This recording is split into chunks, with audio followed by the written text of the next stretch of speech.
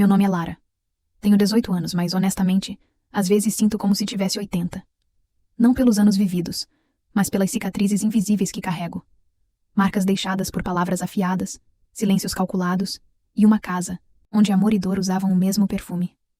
Por muito tempo, achei que o inferno fosse uma metáfora. Um exagero de filmes e sermões. Um lugar cheio de chamas e gritos, inventado para assustar os fracos ou controlar os desobedientes. Eu só fui descobrir que o inferno podia ser real quando percebi que ele tinha cheiro de café queimado, parede pintada de rosa claro e uma mulher com um sorriso doce demais para ser honesto. Minha mãe, Carmen, era o tipo de pessoa que fazia torta de maçã aos domingos e mantinha os panos de prato organizados por cor. Quem via de fora achava que ela era um exemplo de mãe dedicada. Mas havia algo errado com a forma como ela me olhava quando ninguém mais estava por perto. Como se eu fosse um espelho trincado que ela não conseguia consertar, então precisava esconder. Carmen me chamava de querida, com os dentes cerrados.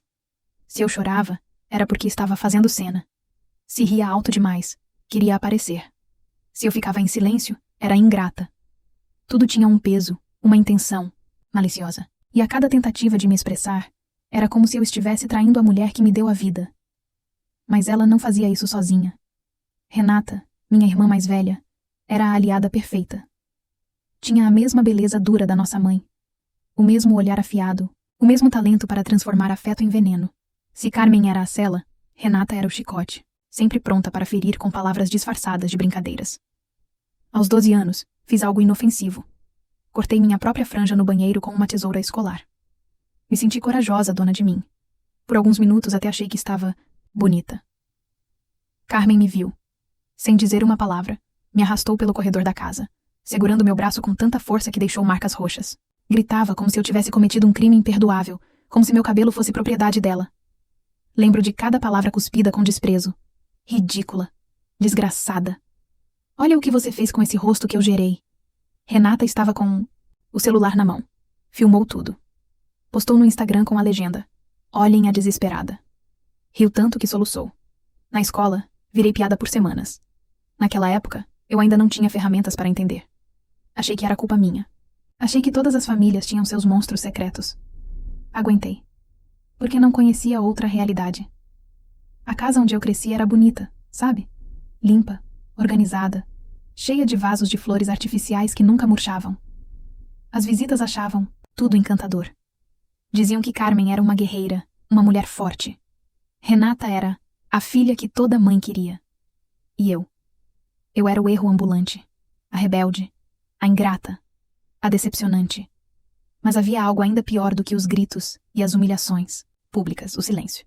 Aquele silêncio sufocante que pairava depois de cada explosão, quando eu me recolhia no quarto e Carmen punha uma música suave para tocar, como se nada tivesse acontecido. Como se a dor fosse apenas um mal-entendido. Como se eu devesse pedir desculpas por ter sido atingida. Aos 13 anos, algo ainda mais sombrio aconteceu. Algo que enterrei tão fundo dentro de mim que por anos acreditei que era apenas um pesadelo. Mas não era. Era real. E o nome disso era Vicente. Ele era irmão de Carmen. Tio Vicente, como me forçavam a chamar. Morava em outra cidade, mas vez ou outra aparecia para passar alguns dias conosco. Um homem com cheiro de cigarro e mãos que demoravam demais nos ombros das pessoas. Um sorriso que não alcançava os olhos.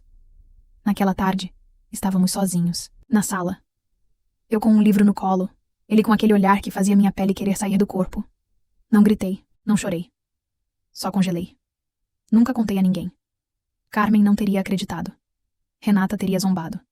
Talvez até dissesse que eu mereci. Então calei. Enterrei. Engoli. Mas a dor não morreu. Virou um monstro dentro de mim, crescendo em silêncio. Mesmo assim, eu suportei. Porque, de algum jeito retorcido, achava que merecia. Que talvez se eu fosse boazinha o suficiente, elas me amassem de verdade. A esperança me mantinha viva, até aquele dia. Era uma manhã qualquer. Carmen preparava café na cozinha e eu fui até ela com o coração disparado. Tinha uma carta da universidade na mão. Uma chance real de sair. Mãe, eu passei. É em outra cidade. Consegui bolsa. Alojamento. Eu vou estudar. Minha voz saiu baixa, hesitante. O cheiro de café queimado subiu no ar. Ela parou de mexer a colher. O líquido caiu no chão, respingando nos azulejos. Ela se virou devagar. Você quer me abandonar? Depois de tudo que eu fiz por você? Sua voz era fria, mas os olhos ardiam. Tentei explicar. Falei da bolsa, da oportunidade e da minha vontade de crescer. Mas ela não ouviu. Vai virar o quê? Mendiga? Vagabunda? Você não sabe nem lavar a própria roupa. Renata surgiu na porta rindo. A Lara quer ser gente agora. Que gracinha! Vai. Virar mendiga ou puta, certeza. Fiquei calada. Discutir com ela era como brigar com um espelho que sempre devolvia o pior de mim. Mas então, o celular vibrou no meu bolso. Uma mensagem. Da Renata. Lembra do tio Vicente? Ele devia ter terminado o serviço. O mundo parou. Ela sabia. Ela sabia e usava isso como arma. Naquele instante, algo dentro de mim se partiu de vez. Ou talvez tenha se consertado. Eu entendi.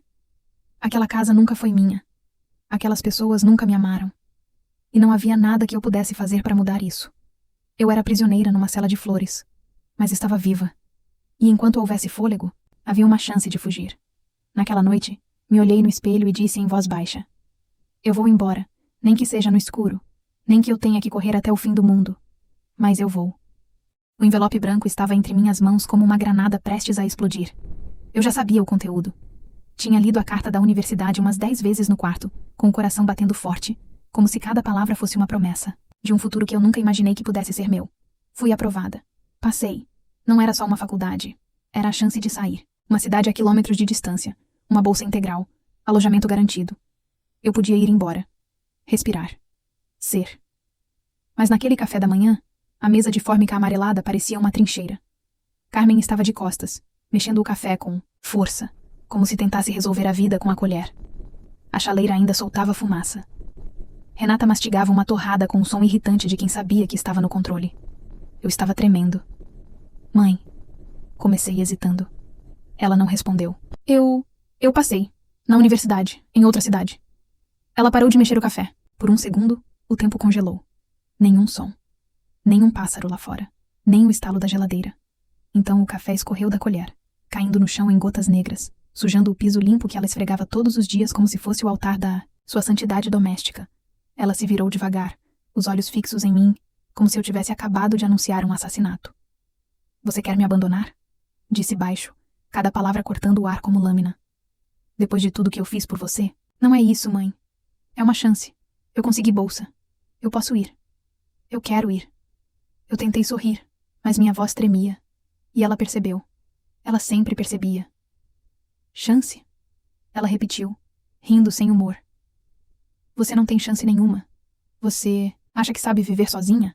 Acha que o mundo lá fora é feito de sonhos? É feito de gente que te ama. Você nem sabe fritar um ovo. Vai sair pra virar o quê? Renata limpou a boca com um guardanapo, teatral. E então, com um sorrisinho venenoso, completou. Mendiga? Vagabunda? Quem sabe? O mundo tá cheio de otárias que acham que vão vencer e voltam chorando com a barriga inchada. O silêncio caiu de novo, mas dessa vez era pesado, hostil. Eu respirei fundo, tentando me manter firme. Eu não estou pedindo permissão, só estou avisando. Carmen deu um passo em minha direção. Os olhos estavam vermelhos, mas não de choro, de raiva. Ela apertava o pano de prato nas mãos com tanta força que os nós dos dedos ficaram brancos. Você deve tudo a mim. Eu te dei tudo. Roubei de mim pra te dar. Aguentei teu choro, tuas fases ridículas, tuas crises. E é assim que você me paga? Fugindo? Não é fuga. É um sonho. Ela riu alto dessa vez. Aquela risada seca que me arrepiava desde criança. Sonho? Você não nasceu pra sonhar. Você nasceu pra obedecer. Renata, sentada, mexia no celular, fingindo desinteresse, mas eu sabia que ela estava absorvendo cada segundo da cena como um filme que já vira antes. E então, como se o diabo cochichasse, em seu ouvido, ela ergueu o rosto e disse com aquele tom doce e maligno que só ela tinha. Aliás, falando em sonho, lembra do tio Vicente? Ele devia ter terminado o serviço.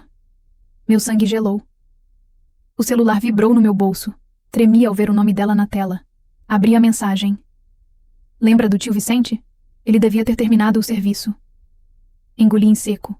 Um nó se formou na garganta. Aquela lembrança maldita que eu passei anos enterrando, limpando da memória como uma mancha que insiste em voltar. Renata sabia. Ela sabia. E usava isso como faca. Não reagi. Não podia. Se eu chorasse, Carmen diria que eu era fraca. Se gritasse, seria histérica. Se corresse, me chamariam de louca. Então eu fui até meu quarto, tranquei a porta e desabei. Sentei no chão. as costas escoradas na cama, as mãos cobrindo o rosto. Lágrimas vieram como uma enchente, sem barulho, só desespero. Aquilo não era mais uma casa. Nunca tinha sido. Era uma prisão, uma fábrica de culpa e medo. Mas pela primeira vez, havia uma brecha. Uma rachadura na parede. Uma carta que dizia você pode. Uma cidade onde ninguém me conhecia, onde eu podia existir, sem explicações. Talvez eu não tivesse dinheiro. Talvez eu não soubesse nada sobre a vida. Mas eu sabia o que era o inferno. E se eu sobrevivia aqui, eu podia sobreviver em qualquer lugar. Naquela noite, deitada com os olhos abertos no escuro, eu fiz um voto silencioso. Eu vou sair daqui. Mesmo que seja engatinhando. Mesmo que o mundo lá fora seja frio. Porque nenhuma rua, por mais suja que seja, pode ser pior do que viver num lugar onde o amor é uma arma apontada para sua cabeça. Naquela noite, depois de tudo, eu não dormi. Fiquei sentada no escuro do quarto, as costas contra a parede, os olhos secos demais para chorar. Já não havia espaço para lágrimas. Elas tinham sido espremidas de mim ao longo dos anos, como tinta de uma caneta velha. Lá fora, a casa dormia em silêncio, mas era um silêncio mentiroso. Falso. Aquele tipo de quietude que precede uma tempestade ou esconde um monstro embaixo da cama. Eu ouvi os passos de Carmen pelo corredor, antes de ela apagar a luz. O som firme, metódico, como se até o modo de andar dela fosse uma forma de controle. Renata ria de algo no celular, trancada no quarto ao lado, e aquela risada me arrepiava como um vidro arranhando o outro. Fechei os olhos e, pela primeira vez, imaginei um mundo onde eu não precisasse mais ouvir aqueles sons. Onde eu acordasse sem medo do humor da minha mãe ou das provocações de Renata. Onde eu pudesse ser só eu. Foi aí que algo dentro de mim despertou. Não uma coragem barulhenta. Era algo menor, mas mais resistente. Uma vontade silenciosa de não morrer sufocada naquela casa. Eu ia fugir. Não como em um filme, com malas na mão e chuva caindo. Nada dramático. Eu ia desaparecer como uma sombra. Leve, imperceptível, irreversível. Comecei com o básico: papel e caneta. Um caderno velho escondido no fundo da gaveta, entre provas antigas e desenhos de quando eu ainda acreditava que era possível ser artista. No topo da página, escrevi: plano de fuga, e comecei a listar. Cada item era um passo para longe daquele pesadelo. Criar um e-mail novo, um que ninguém conhecesse, nada com meu nome, um endereço que eu pudesse usar para me comunicar com a República de Estudantes da universidade. Eu lembrava que a Clara, uma colega do cursinho, morava lá. Ela disse que podia ajudar se eu realmente fosse para outra cidade, né? Tirar prints das mensagens da Renata. Eu não sabia se algum dia teria que usar aquilo como prova, mas algo em mim dizia que era importante ter aquela mensagem sobre o tio Vicente. Ela sabia. Ela ameaçou. E eu não podia mais fingir que era só coisa da minha cabeça. Pegar o dinheiro escondido. Eu sabia onde estava. Dentro do meu exemplar de Dom Casmurro. Carmen odiava livros. Achava que eles enchiam a cabeça da gente de ideias perigosas. E talvez ela estivesse certa. Foi graças à literatura que eu aprendi que pessoas como ela existiam em muitas formas. Mães, amantes, chefes, pastores. Manipuladores com sorriso de anjo. No meio das páginas amareladas, havia notas antigas que eu juntei aos poucos. Trocos, esquecidos, moedas dadas por vizinhos, uma mesada que ganhei de uma tia distante e que escondi ao invés de gastar. Era pouco, mas era meu. Separar uma mochila, levar só o essencial, roupas que não chamassem atenção, documentos, o celular velho com chip novo que um colega do cursinho me deu para emergências. Acho que ele nunca soube o quanto aquele presente significou. Sim, esperar. Essa era a parte mais difícil. Esperar que todos dormissem. Esperar o momento certo. Esperar sem deixar rastros. Sem levantar suspeitas. Por 2 dias, me movi como uma fantasma dentro de casa. Fingia que estava bem. Sorria na hora do almoço. Dizia boa noite, como se meu coração não estivesse disparando a cada passo. Carmen observava. Ela sempre observava. Tinha aquele olhar que atravessava carne e osso, como se pudesse farejar mentiras no ar. Você anda esquisita, disse ela no segundo dia. Só tô nervosa com a faculdade, respondi, forçando a voz a sair calma. Ela me encarou por longos segundos. Depois voltou a cortar a carne com violência desnecessária. Naquela noite, me tranquei no quarto e revisei o plano. Mais uma vez. E mais outra. Como se a repetição me desse algum controle sobre o desconhecido. Eu sabia que nada garantiria que daria certo, mas continuar ali era a certeza de que tudo daria errado. No espelho empoeirado do guarda-roupa, me olhei por um longo tempo. Era essa a garota que ia fugir? Com olheiras profundas, os ombros curvados, e uma expressão que misturava medo e determinação, eu não parecia forte. Mas aprendi que força não grita. Força, às vezes, é o silêncio de quem não desiste. Naquela madrugada, deitei na cama com a mochila pronta, escondida atrás da cortina. Os documentos estavam ali. O dinheiro. A esperança. Não, consegui dormir. O coração parecia uma bateria batendo contra o peito. Meus dedos tremiam. Minhas pernas formigavam como se soubessem que em breve iriam correr. Fechei os olhos e imaginei o ônibus, as luzes da estrada, o banco duro, o som da liberdade chegando devagar, no balanço do motor. Imaginei chegar à República, ser recebida. Por rostos desconhecidos, sim, mas sem julgamento. Imaginei ligar para Clara e ouvir. Chegou bem? Tá tudo certo. Imaginei sentar na cadeira da sala de aula, com uma caneta nova, um caderno em branco, e finalmente sentir que a vida estava começando. Mas nada disso ainda era real. O real era a porta trancada, o chão gelado, o silêncio da casa. Eu sabia que, se errasse um passo, tudo desmoronaria. Mas naquela hora percebi algo importante. Eu não estava mais tentando fugir. Eu já tinha fugido. Por dentro. Meu corpo ainda estava ali. Mas minha alma já caminhava pelas ruas da liberdade, e ninguém poderia me puxar de volta. Nem Carmen, nem Renata, nem o passado. O medo tem cheiro. E não é o que a gente imagina. Não é cheiro de mofo ou de sangue. É mais sutil. Tem cheiro de sabonete barato, de café amanhecido, de desinfetante passado com raiva. Era esse cheiro que enchia meu quarto quando acordei, com o som da maçaneta girando. O coração disparou antes mesmo de eu abrir os olhos. Eram 6:30 da manhã, e eu ainda não tinha dormido. Tinha passado a madrugada toda de olhos abertos, contando os minutos até a hora da fuga. Mas agora, a maçaneta girava. Abre essa porta. A voz da minha mãe era baixa, mas havia uma fúria contida ali, como um fósforo prestes a riscar. Tranquei ontem. Não costumo trancar. Foi erro meu, um erro que ela percebeu.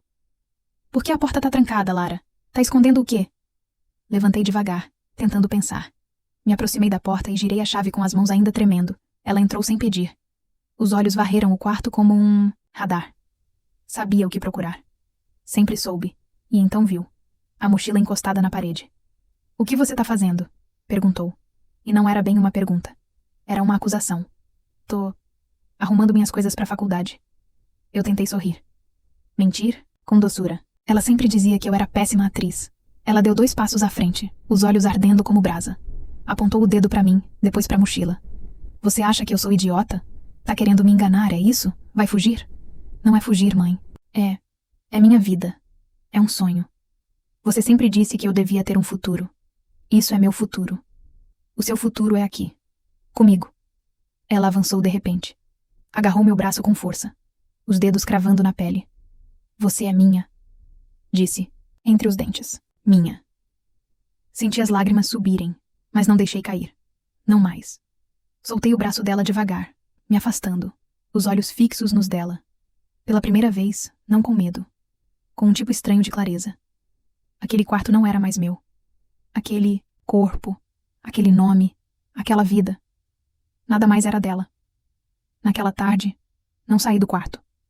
Fiquei sentada no chão, olhando a parede, ouvindo o som da TV alta lá embaixo. Ela ria com alguma novela, como se nada tivesse acontecido. Como se a marca roxa no meu braço fosse imaginação. Renata passou pelo corredor e parou na porta. Encostou o ombro no batente, com aquele sorriso torto, preguiçoso. "Quase deu ruim, hein?" Não respondi. "Você acha mesmo que vai conseguir sair? Acha que ela vai deixar?" "Ela não vai ter escolha. Você é mais burra do que parece", disse, e se afastou rindo, mas por dentro algo tremia, não de medo, de fúria. Aquela foi a tarde em que algo mudou. Não era só uma menina tentando escapar. Era uma mulher que decidiu que nunca mais ninguém ia mandar nela. Peguei um lenço e enrolei no braço. Escondi a mochila atrás do guarda-roupa. Apaguei o histórico do celular. Deixei tudo limpo, invisível. Na hora do jantar, desci. Carmen serviu arroz como se nada tivesse acontecido. Aparentemente, a prisão tinha recomeçado sua rotina. Mas não pra mim. Pra mim, a sentença havia acabado. Acordei à meia-noite com o som do despertador vibrando baixinho sob o travesseiro. Descalça, com a mochila nas costas, atravessei o quarto, escuro. O coração batia tão alto que parecia que iam ouvir. Abri a porta com cuidado. O corredor estava mergulhado no escuro. Cada passo era calculado. Um degrau de cada vez, pulando os 2 que rangiam. Cheguei à cozinha, à janela dos fundos. O alçapão da liberdade. Abri devagar. O vento frio da madrugada bateu no rosto como um tapa. Quase chorei. Quase ri. Mas antes que eu pudesse sair... Achou que ia escapar? Congelei. A voz veio das sombras. E logo depois, o vulto. Renata encostada na pia, braços cruzados, sorriso nos lábios, o celular na mão.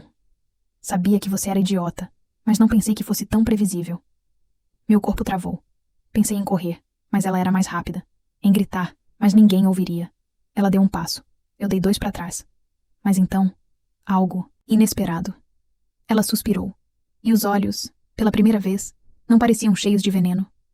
Vai logo, sua idiota. Antes que eu mude de ideia. Fiquei parada, sem entender. O quê? Você ouviu. Sai, vaza, some. Por quê? Porque se você ficar, vai acabar igual ela. Renata olhou para mim. E naquele instante, vi algo que nunca tinha visto nela. Medo. Ela não era o chicote. Era só mais uma prisioneira que aprendeu a bater para não apanhar. Eu não esperei outra chance. Pulei a janela. O chão, do lado de fora, era áspero, gelado, mas era meu. Corri. Corri como se as paredes da casa estivessem tentando me agarrar pelas costas. Como se o passado gritasse meu nome e eu, finalmente, tivesse decidido não responder. O ponto de ônibus estava deserto. A rua dormia. E eu, pela primeira vez, estava acordada. O ônibus das 3h15 vinha vindo, faróis cortando o breu. Entrei sem olhar para trás.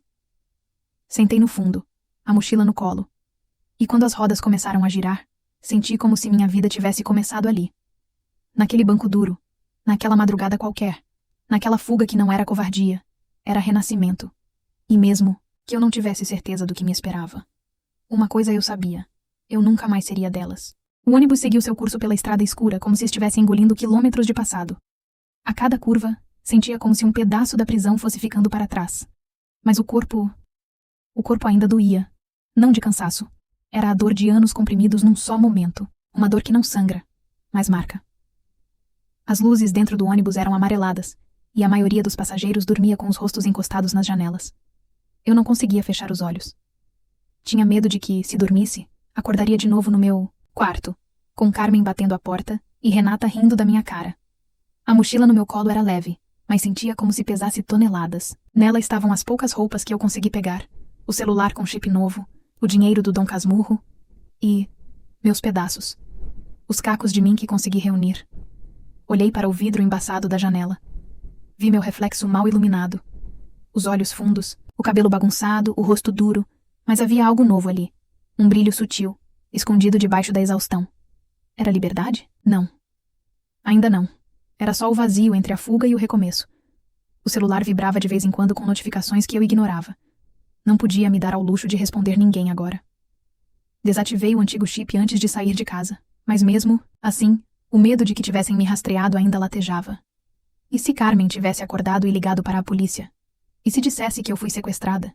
Que eu era instável, doente? Ela seria capaz. Ela era capaz de tudo, desde que fizesse parecer que estava certa. Fechei o casaco no corpo e encolhi os ombros. A madrugada era fria, mas era um frio honesto. Diferente do calor sufocante daquela casa, onde tudo que parecia aconchego era, na verdade, uma armadilha. Lembrei da última coisa que ouvi antes de sair. A voz de Renata. Vai logo, sua idiota. Nunca imaginei que ouviria algo parecido vindo dela. Nunca pensei que me deixaria sair.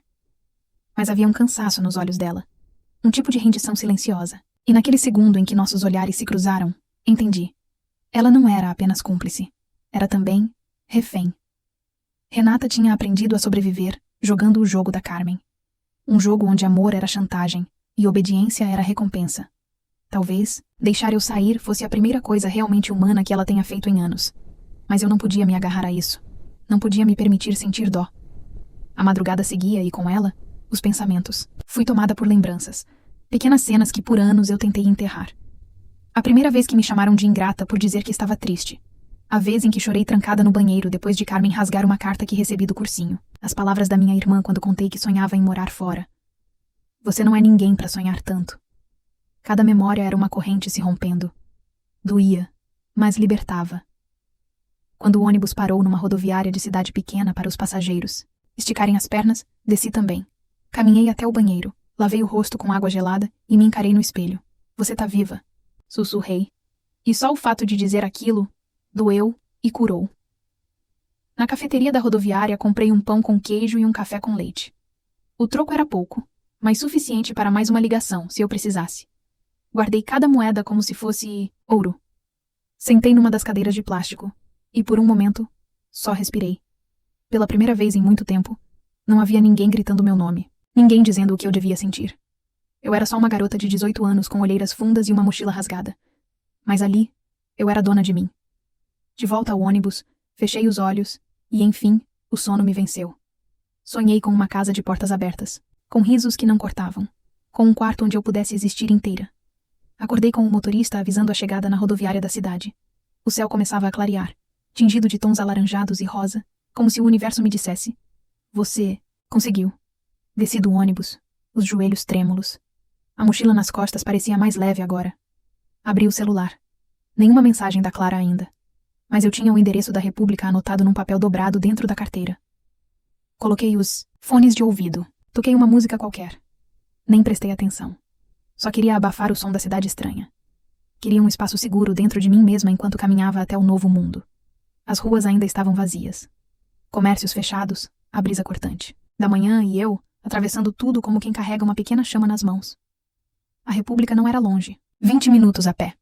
Cada passo um milagre. Cheguei diante do portão cinza meio enferrujado. O prédio era antigo, mas tinha plantas nas janelas. Uma bicicleta encostada na entrada. Havia vida ali. Vida comum. Real. Toquei a campainha. Nada. Toquei. De novo. Uma voz feminina respondeu do interfone. Quem é? É a Lara, amiga da Clara, do cursinho. Houve um silêncio. Longo. Achei que fosse desmaiar. Clara avisou. Sobe. Quarto 203 saiu, o portão destravou. E com o rangido da abertura senti que algo dentro de mim também se abriu. Não era só a porta da República. Era a porta de um novo começo. Subi os degraus com as pernas moles. Entrei no quarto indicado. Cama simples. Mesa com livros. Uma janela com vista pro nada. Mas era a vista da liberdade. Joguei a mochila no chão. Sentei na cama. E desabei. Chorei. Por tudo que guardei por anos. Chorei por cada não é nada que engoli. Por cada engraçadinha que me calou. Por cada tentativa de amor que virou coleira. Mas agora, ali, na noite que se transformava em manhã, eu renascia e prometi a mim mesma. Nunca mais volto para aquela cela. Nunca mais serei menos do que sou. O tempo passa diferente quando a gente está fugindo. Não é como no relógio. Não é linear. São pulsações, estalos, silêncios que gritam. Os 2 primeiros dias na República foram um borrão. Lembro da Clara me abraçando na porta do quarto e dizendo que eu podia ficar o tempo que precisasse. Lembro do cheiro de macarrão com alho e do barulho das outras meninas rindo na cozinha. E lembro também do medo. O medo era um eco constante. Ainda acordava no meio da noite, achando que ia ver Carmen parada no pé da cama. Que ouviria Renata rindo com o celular na mão. Mas ali não tinha gritos. Só o som da cidade ao longe e uma liberdade que ainda parecia um sonho. Na terceira noite, sentei na cama e encarei o teto por horas. Algo me dizia que aquilo ainda não tinha terminado. Porque fugir não era só sair de casa. Era também tirar a casa de dentro de mim. E isso doía mais do que eu podia descrever. Peguei o celular. O chip novo, o número que ninguém conhecia. Sem notificações, sem mensagens. O silêncio era absoluto. Mas eu sabia que uma hora elas viriam. E vieram. Na manhã seguinte, quando fui até uma lan house imprimir uns documentos da faculdade, conectei no Wi-Fi e abri meu e-mail. O antigo. Aquele que Carmen conhecia. 53 mensagens não lidas. Todas dela. Assunto. Volte agora. Assunto. Sua irmã está deprimida. Assunto. Não vai ficar assim. Assunto. Você é uma vergonha. Havia áudios também. 3 minutos de gritos, de choro, de promessas e maldições. Você matou sua mãe. Você destruiu essa família. Você vai voltar rastejando. Parei ali. Não ouvi mais nada. Fechei o navegador. Apaguei o histórico.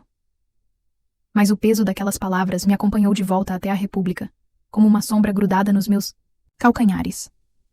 Naquela noite, fiz algo que vinha adiando. Peguei o celular e abri as mensagens que Renata me mandou dias antes da fuga. Aquelas que eu já tinha printado, escondido, lido e relido até decorar. Lembra do tio Vicente? Ele devia ter terminado o serviço. Nunca contei para ninguém o que aconteceu quando eu tinha 13 anos. Nem para Clara. Nem para mim mesma direito. Era como um filme borrado. Mas a dor era nítida. O cheiro, o toque, a culpa. E agora, a irmã que dividiu a infância comigo usava isso contra mim como se fosse uma piada. Como se eu fosse o erro. Como se eu merecesse. Respirei fundo. Encostei a cabeça na parede. Estava cansada, mas era um cansaço diferente. Não era mais aquele que paralisa. Era o cansaço que empurra para frente. Decidi. Não ia me esconder mais. Peguei o celular e mandei uma única mensagem para Carmen. Do número novo. Não volto. Estou segura. Não me procurem. E se tentarem, mostro tudo. Bloqueei o contato em seguida. A mão tremia, mas o peito tinha um fogo novo. Na manhã seguinte fui à delegacia. Levei as provas. Contei sobre as ameaças, sobre o tio Vicente, sobre os anos de abuso emocional. Não chorei. Não gritei. Só falei. Com a voz firme, como quem finalmente toma posse de si. A delegada ouviu em silêncio. Anotou tudo. Disse que iam investigar, que eu podia solicitar medida protetiva se quisesse. E eu quis. Não porque achasse que elas viriam atrás de mim, mas porque merecia esse escudo, mesmo que simbólico. Na volta, parei num sebo e comprei um livro. Era usado, com anotações nas margens. A Metamorfose, de Kafka. Achei irônico. Achei perfeito. Subi para o quarto da República com o livro debaixo do braço. Clara me esperava com 2 cafés e uma pergunta nos olhos. Você tá bem? Sentei ao lado dela no colchão. Tô começando a ficar, ela sorriu. Não perguntou mais nada. E isso foi um alívio. Mais tarde, sentei na janela do quarto, com as pernas cruzadas, observando o movimento da rua. Vi pessoas indo e vindo, buzinas ao longe, um cachorro atravessando a rua sem pressa. E pela primeira vez, percebi que eu também fazia parte desse mundo. Eu não era mais a menina da casa rosa com cheiro de café queimado. Agora, eu era a garota que pulou a janela, que correu no escuro, que pegou um ônibus com R$ 20 no bolso e um futuro sem mapa. E isso era tudo. Naquela noite, escrevi uma carta. Não para enviar, só para mim, para lembrar, para nunca esquecer. Querida Lara, você sobreviveu, você fugiu, e isso não te faz fraca, isso te faz inteira. Agora, quando alguém me pergunta de onde eu vim, eu respondo com um meio sorriso. De um lugar que tentei esquecer, mas que me ensinou a lutar. Não preciso explicar mais do que isso, porque o que importa não é a prisão de onde fugi, o que importa é a estrada em que estou agora. E mesmo que os pés estejam cansados, mesmo que o passado ainda sussurre, eu sigo, porque finalmente eu sou livre. E isso é só o começo.